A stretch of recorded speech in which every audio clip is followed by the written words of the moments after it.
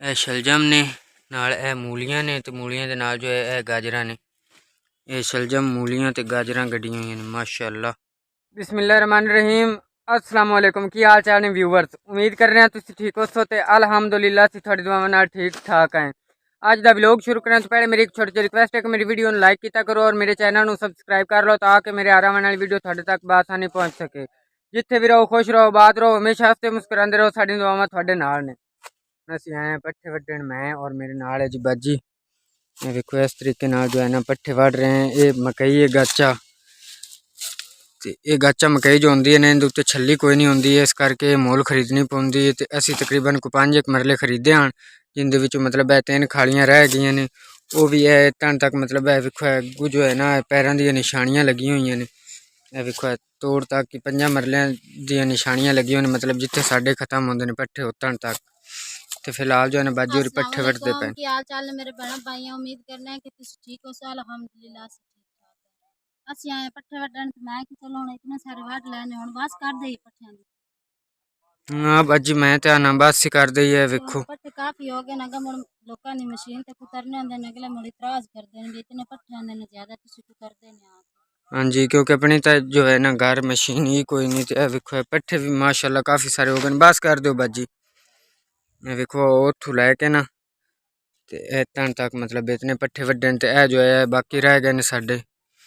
ते उस दे नाल ही ना वेखो है जी गड्ढिया होया है जी गोंगलू मतलब शलजम। शलजम नाल है गाजरां ते गाजरां दे नाल जो है ना मूलियां भी विच गड्डियां होईयां ने। मूलियां गड्डियां हुई ने वेखो माशाअल्लाह। मतलब मूलियां गाजरां ते शलजम जो है ना वो इत्थे गड्ढे हुए ने। तकरीबन कोई अदवाड़ा बन जाता है वो दूर तो लैके ना तो इंज करके सारे तीनों चीज़ां गड्डियां ने, गाजरां मूलियां ते शलजम। ते ए नाल खड़ोती दूसरी मकई मतलब छलियां वाली, जिंदे उत्ते छलियां होंदियां ने, मिठियां छलियां होंदियां ने, बुन के खावन दे लायक दियां भी होंदियां ने। तो उस तो इलावा जो है ना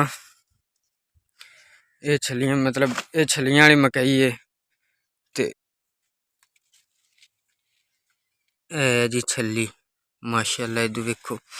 तो वो जो मकई है ना वो दूसरी वो वाली वो सामने वाली वो मकई बिल्कुल ही मतलब उनके तो छली नहीं होंदी, इस करके जो है ना वो मुल बेचते हैं।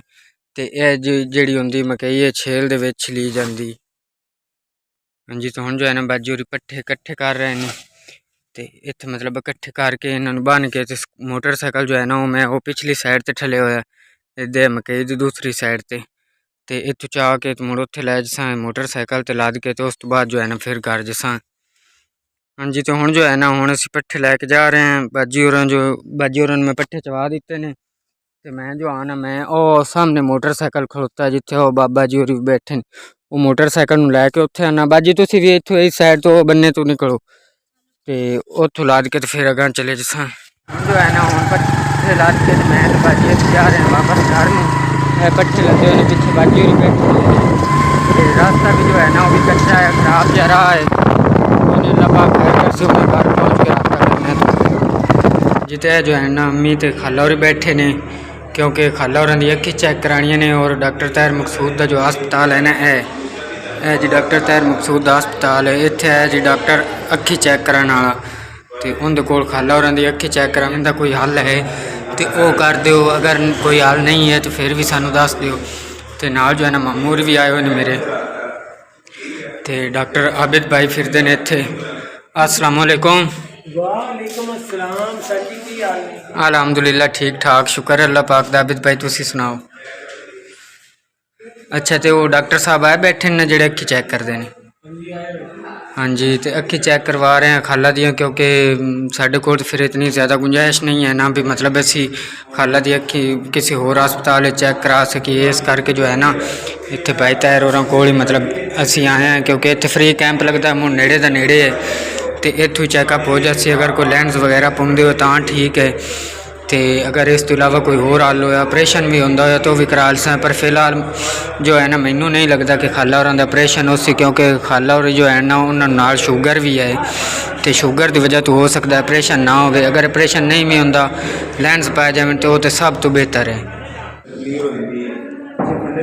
ਵੀ ਹੈ ਕਿ ਜਿਹੜੀ ਸਟ੍ਰੈਸ ਹੋਏ ਨਾ ਨਾੜਾ ਬਹਿ ਵੀ ਜਾਂਦੀ ਹੈ, ਇਹ ਵੀ ਮਸਲਾ ਹੈ, ਇਹ ਵੀ ਦੇਖਣਾ ਹੈ।